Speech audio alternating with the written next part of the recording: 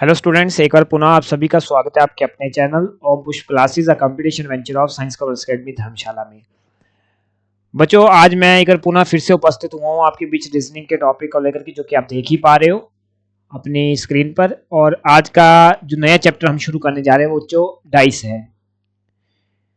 Dice से आप भली भांति परिचित हो, जब आप लूडो खेलते थे या अभी भी खेलते हो तो आपने डाइस तो देखा ही होगा। तो बच्चों, इन्हीं डाइस पर जो आप लूडो में खेल रहे हो, इसी खेल को रीजनिंग में भी डाला गया। मतलब कुछ प्रश्न बनाए गए इस डाइस पर कि कैसे चीजें आएंगी, कैसे अगर इस फेस पर 1 दिखा है तो उसके ऑपोजिट फेस पे क्या होने वाला है, ऐसे ऐसे प्रश्न बनते हैं। तो आप डाइस को हम समझेंगे और इसके जो प्रकार हैं, जो टाइप्स है, उसको भी हम देखेंगे। किस प्रकार के प्रश्न आज की समय में कॉम्पिटिटिव एग्जाम्स में आते हैं डाइस चैप्टर से, उनको भी हम देखेंगे। कुछ पीवाईक्यूज को भी सॉल्व करेंगे। और अगर मैं डाइस की बात करूं तो जैसे बच्चे को ये होगा कि सर किस एग्जाम में ये आता है, तो बच्चों जहां रीजनिंग आती है वहां ये आएगा। वर्बल रीजनिंग का एक टॉपिक है ये। किसका? नॉन वर्बल रीजनिंग का टॉपिक है। नॉन वर्बल रीजनिंग का ये एक टॉपिक है डाइस। तो इस नॉन वर्बल टॉपिक का मतलब नॉन वर्बल रीजनिंग का मैं पहला टॉपिक शुरू कर रहा हूँ डाइस। इसके बाद पैटर्न होंगे, ऐसे ऐसे चैप्टर आएंगे इस पे। तो चाहे आप किसी भी एग्जाम की तैयारी कर रहे हो, चाहे एसएससी का कोई सीजीएल, सीएचएसएल, जीडी हो, बैंकिंग चाहे पीओ हो, चाहे क्लरिकल हो, चाहे आपका सीसा जो यूपीएससी में देखने को मिलता है, स्टेट पीसीएस में देखने को मिलता है, उसकी तैयारी कर रहे हो, रेलवेज की तैयारी कर रहे हो, अदर देन कोई भी एग्जाम, इसके आप जिसकी भी प्रिपरेशन कर रहे हो जहां पे रीजनिंग नाम की चीज आएगी, तो ये डाइस देखने को मिलेगा। और नॉन वर्बल रीजनिंग का एक इंपॉर्टेंट चैप्टर जो है वो ये रहता है। और ये आप सभी का पहला लेक्चर। और शुरू करते हैं आज के लेक्चर को बच्चों। तो सर्वप्रथम हम ये बात करेंगे कि बच्चों डाइस होता क्या है। आप हिंदी वाले पूछेंगे सर डाइस को हिंदी में क्या कहते हैं, तो पासा कहते हैं। क्या कहते हैं? पासा। डाइस मतलब पासा। A dice has one surface opposite the other while the nearest 4 surfaces are. आज तक आपको ये पता था कि डाइस होता क्या, आपने यही सुना है कि लूडो में जो हम खेलते हैं, जो वो खेलने के काम आते हैं, उसी को हम डाइस बोल रहे हैं। लेकिन डाइस एक्चुअल में क्या, आप ये समझिए। A dice has one surface opposite the other while the nearest 4 surfaces are. अब देखो बच्चों, जैसे आपको ये डाइस दिख रहा होगा, इसकी कितनी साइड देखने को मिल रही है? एक ये, दूसरी नीचे, तीसरी ये वाली, चौथी ये वाली, पांचवी ये वाली, छठी ये बाहर वाली। तो ये 6 साइड्स आपको देखने को मिल रही हैं। अब देखिए डाइस में होता क्या है, एक साइड के ऑपोजिट में एक साइड होती है। जैसे सपोज ये मेरा हाथ एक डाइस है, मान लो ये डाइस है। अब इस वाली साइड के ऑपोजिट में ये वाली साइड है, इस वाली के ऑपोजिट में ये वाली साइड है, इस वाली के ऑपोजिट में आपके सामने वाली साइड है। तो हर साइड के ऑपोजिट में एक साइड होती है और टोटल 6 साइड्स होती हैं।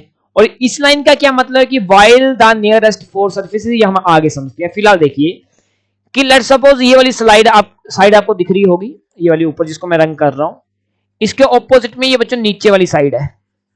समझे होंगे सभी? आई होप आपको समझाया होगा। दूसरा कलर लेते हैं ताकि दूसरी साइड को मैं बता पाऊं। इस वाली के ऑपोजिट में बच्चों ये वाली साइड है। क्या आप समझ पाए हो सभी?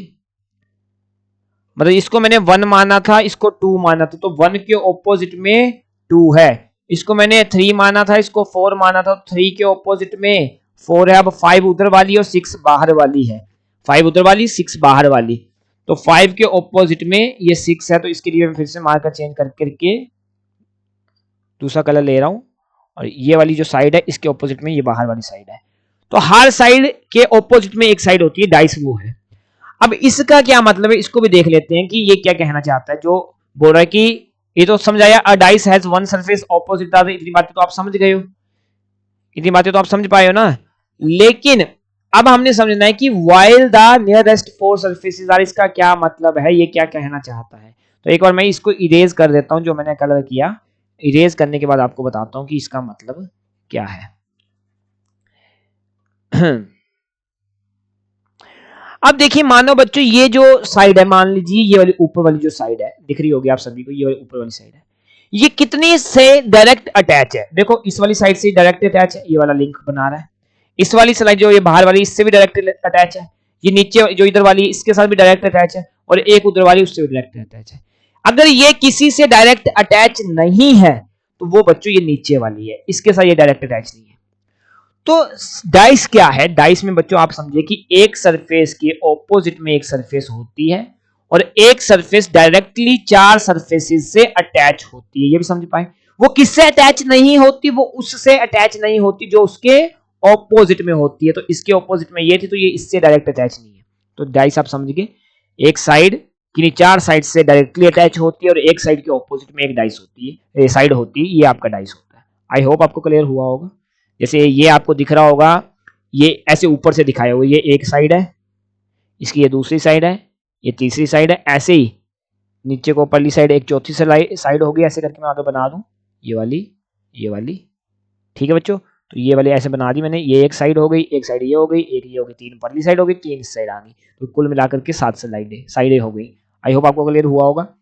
अब आगे चलते हम देखते हैं कि डाइस कितने प्रकार का होता है। तो बच्चों डाइस के 2 प्रकार हैं, डाइस के 2 प्रकार हैं, एक स्टैंडर्ड डाइस, एक नॉन स्टैंडर्ड डाइस। हिंदी में बोलते हैं मानक पासा, स्टैंडर्ड डाइस को बोलते हैं मानक पासा, और इसको बोलते हैं गैर मानक पासा। क्या बोलते हैं? गैर मानक पासा। ये 2 प्रकार का पासा होता है, एक मानक पासा और एक गैर मानक पासा। आई होप आपको ये बात क्लियर हुई होगी। डाइस को पासा बोलते हैं। अब बच्चों डिटेल में बात करेंगे हम इन दोनों की कि स्टैंडर्ड डाइस क्या होता है, नॉन स्टैंडर्ड। देखिए आज का लेक्चर 1 है, तो लेक्चर 1 डेडिकेटेड रहेगा स्टैंडर्ड डाइस को लेकर के। अगला जो लेक्चर आएगा उसमें हम बात करेंगे नॉन स्टैंडर्ड की, ये लेक्चर 2 होगा बच्चों। कौन सा? लेक्चर 2। तो चलते हैं और बात करते हैं आज स्टैंडर्ड डाइस के बारे में, मानक पासा क्या होता है। तो देखिए स्टैंडर्ड डाइस क्या है? A dice in which the sum of the numbers on opposite faces is always 7। एक ऐसा पासा जिसमें विपरीत सतहों का योगफल हमेशा 7 होता है। जैसे सपोज अगर मैं ये डाइस बना रहा हूं बच्चों आपके समक्ष, तो इस डाइस में आप देखना, ध्यान से देखते रहना कि मैं डाइस बना रहा हूं। इस डाइस के यहाँ पे ऊपर वाले फेस पे 1 लिखा है, तो नीचे वाले में 6 लिखा होगा, तभी ये दोनों मिलकर के कितना करेंगे? 1 + 6 = 7। अगर ऐसा पासा जिसमें सभी ऑपोजिट साइड्स का सम मिलकर के 7 हो जाता है तो हम बोलेंगे ये मानक पासा है। जैसे आप स्लाइड अभी देखना ध्यान से स्क्रीन पर कि आपको क्या दिख रहा है। देखो ये डाइस है, 4 नंबर लिखा हुआ है। अब इस 4 के ऑपोजिट में देखो इस साइड क्या होगा, इस 4 के ऑपोजिट में इस साइड क्या होगा? 3, और 4 और 3 बच्चों कितने होते हैं? 7 होते हैं। अब देखिए ये 6 है, 6 के ऑपोजिट में अब पल्ली साइड जो आएगा, ये 6 के ऑपोजिट में जो आएगा इधर, वो कितना होना चाहिए? 1 होना चाहिए। इस साइड 1 होगा बच्चों, तो 6 के ऑपोजिट में 1 which one is equal to 7। अब यहां पे देखना इस वाले डाइस को, ये 2 है ना, अब 2 के ऑपोजिट में क्या होगा बच्चों? 5 होगा, देखना। और यहां पे अगर a है तो 1 है तो पहली साइड 6 होगा, ये 5 आ गया 2 के ऑपोजिट में, तो 1 गया तो 1 के इस ऑपोजिट में 6 होगा। तो आप समझ पा रहे हो, ये 7, 5 और 2 मिलकर के क्या बना रहे हैं? 7 बना रहे हैं। आई होप आपको ये बात क्लियर हुई है। तो स्टैंडर्ड डाइस में बच्चों, अब मैं दोबारा थोड़ा, ये तो चलो मैंने बता दिया विजुअल करके, विजुअलाइजेशन आपको दे दी, लेकिन अब हम थोड़ा समझते हैं खुद ब खुद भी। देखो लेट्स सपोज मैं एक पासा यहाँ पे बना रहा हूं जो कि आपका स्टैंडर्ड डाइस है, क्योंकि आज की चर्चा स्टैंडर्ड डाइस पे हो रही है। तो स्टैंडर्ड डाइस को समझना है ध्यान से आपने। अगर मैं इसको पासा बना रहा हूं, यहाँ पे 1 लिख देता हूं तो नीचे मैं 6 लिख रहा हूं। अगर इस वाले फेस पे 2 लिख रहा हूं तो इस वाले फेस पे 5 लिख रहा हूं। अगर पल्ले फेस पे 3 लिख रहा हूं तो इस वाले फेस पे 4 लिखूंगा। तो जैसे कि 1 और 6 की जोड़ी ऑपोजिट सतह यही है ना, तो 1 और 6 दोनों मिलकर के बनाएंगे 7। ऐसे ही 2 और 5 मिलकर के बनाएंगे 7 ऑपोजिट फेसेस में। और अगर 3 और 4 मिलकर के बनाएंगे बच्चों 7। तो डाइस, अगर आपके स्टैंडर्ड डाइस की हम बात करेंगे तो स्टैंडर्ड डाइस वो डाइस होता है बच्चों जहां पे ऑपोजिट फेसेस का सम ऑलवेज कितना? ऑलवेज 7 होगा। जैसे कि अगर किसी डाइस के स्टैंडर्ड डाइस में अपर सरफेस पे 1 लिखा है तो उसके डाउन सरफेस पे 6 होना लाजमी है अगर उसको स्टैंडर्ड डाइस बनाना है। अगर किसी डाइस के अपर सरफेस में 2 लिखा है तो उसके डाउन वाले सरफेस में 5 लिखना लाजमी है, तभी वो 7 होगा, तभी वो स्टैंडर्ड डाइस होगा। अगर किसी डाइस के अपर सरफेस में 3 लिखा है तो उसके डाउन सरफेस में 4 लिखना लाजमी है, तभी वो 7 होगा और तभी वो स्टैंडर्ड डाइस होगा। आई होप आपको ये बात क्लियर हुई। तो स्टैंडर्ड डाइस क्या होता है? जहां पे ऑपोजिट साइड्स का सम ऑलवेज 7 होता है। अब बच्चों आपके माइंड में एक क्वेश्चन आना चाहिए कि सर अगर ये 7 ना हो, अगर ये 7 ना हो तो फिर क्या होगा? तो बच्चों फिर ये नॉन स्टैंडर्ड डाइस बन जाएगा। क्या बन जाएगा? नॉन स्टैंडर्ड डाइस, और जिसकी चर्चा आने वाले लेक्चर्स में हम करेंगे। ठीक है, आई होप आपको ये बात क्लियर हुई है। अब आगे चलते हैं कुछ क्वेश्चन देखते हैं स्टैंडर्डाइज को लेकर के, ताकि आपकी और थोड़ी ज्यादा मतलब गहराई में आप टॉपिक में जा सकें। Which one is a standardize, इनमें से कौन सा स्टैंडर्डाइज है? तो देखो, अगर एक ऊपर लिखा है, यहाँ पे एक लिखा है, तो इसके डाउन में कितना होना चाहिए था? 6 होना चाहिए था, लेकिन 6 तो सामने आ गया। स्टैंडर्डाइज के लिए ऑपोजिट साइड्स का सम 7 होना चाहिए, तो ये अगर एक ऊपर है तो 6 तो नीचे आने चाहिए, 6 तो सामने आ गए, तो ये तो स्टैंडर्डाइज नहीं है। अब यहाँ पे देखो, अगर 5 2 7, 5 यहाँ पर है तो 2 नीचे आना चाहिए था, लेकिन ये तो सामने सामने आ गए 5 2, तो ये भी स्टैंडर्डाइज नहीं है। अगर यहाँ पे देखिए 3 और 4 7, 3 अगर ऊपर है तो 4 को नीचे आना चाहिए था, अगर 4 इधर है तो 3 को परली साइड जाना चाहिए था, लेकिन ये तो सामने सामने आकर के साथ बना, तो ये भी स्टैंडर्डाइज नहीं है। तो इनमें से स्टैंडर्डाइज है कौन? तो लास्ट देखिए, अब 6 और 4, 6 के ऑपोजिट में 1 जो कि परली साइड आएगा, 4 के ऑपोजिट में 3 जो कि परली साइड आएगा, 2 के ऑपोजिट में 5 होना चाहिए, तभी 7 बनेगा।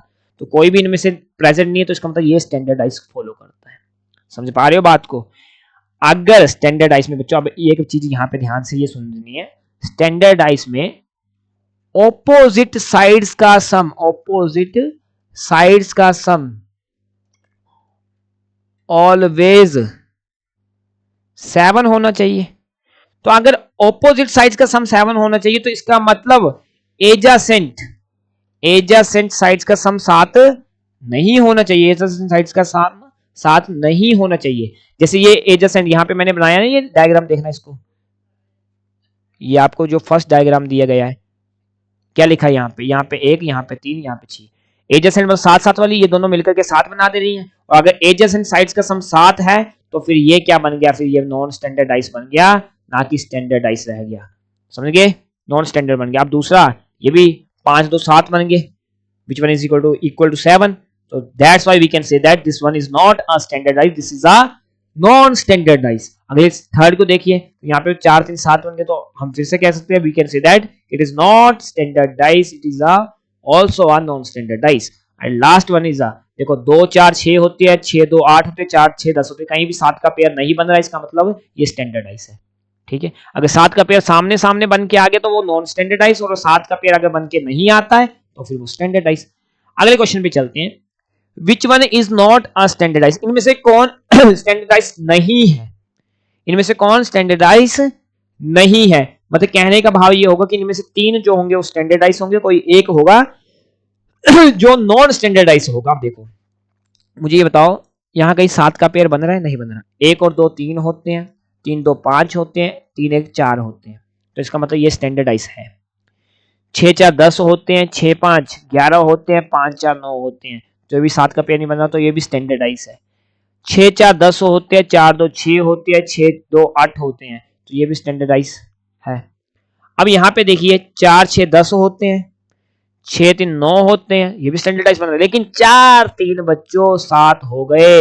और अगर ये स्टैंडर्डाइज है, अगर ये बच्चों स्टैंडर्डाइज होता, अगर इसको स्टैंडर्डाइज हमने बनाना होता, तो हम क्या करते, यहाँ पे 4 लिखते तो 3 कहाँ होता? 3 इसके परली साइड होता, लेकिन 3 सामने आ गया, जिस वजह से दोनों का सम 7 हो गया, और ये क्या बन गया? ये बन गया non standardise. Then we can say that कि option 1 2 and 3 are standardise, this one is a standardise, और ये वाला कौन सा है? ये है नॉन स्टैंडर्डाइज। तो ऑप्शन डी बिल्कुल सही रहेगा। Which one is not a standardized? D option is not a standardized. It is a non-standardized. I hope आपको क्लियर हुआ होगा। तो बच्चों ये था आज का लेक्चर 1। तो ये था आज का लेक्चर 1, और लेक्चर 1 में हमने क्या देखा बच्चों? हमने लेक्चर 1 में देखा कि सबसे पहले हमने बात की कि डाइस होता क्या है, फिर डाइस के बाद हमने टाइप्स ऑफ डाइस पे बात की, फिर हमने टाइप्स ऑफ डाइस के बाद हमने पहली चर्चा शुरू की किसकी? स्टैंडर्डाइज की, मानक भाषा जिसको बोलते हैं। स्टैंडर्डाइज को डिटेल में पढ़ा, उसके 2 क्वेश्चंस पढ़े, और थोड़ी सी झलक मैंने नॉन स्टैंडर्डाइज की भी आपको दी कि नॉन स्टैंडर्डाइज क्या होता है। तो ये बच्चों आपका लेक्चर 1 है। अगर आपको अच्छा लगा है तो लाइक कमेंट जरूर करें, अपना प्यार दिखाइए, चैनल को सब्सक्राइब करना ना भूलिए, और बहुत बहुत धन्यवाद आप सभी का। फिर मिलेंगे नए लेक्चर में, तब तक के लिए हंसते रहिए, मुस्कुराते रहिए, यही मेरी ईश्वर से प्रार्थना है।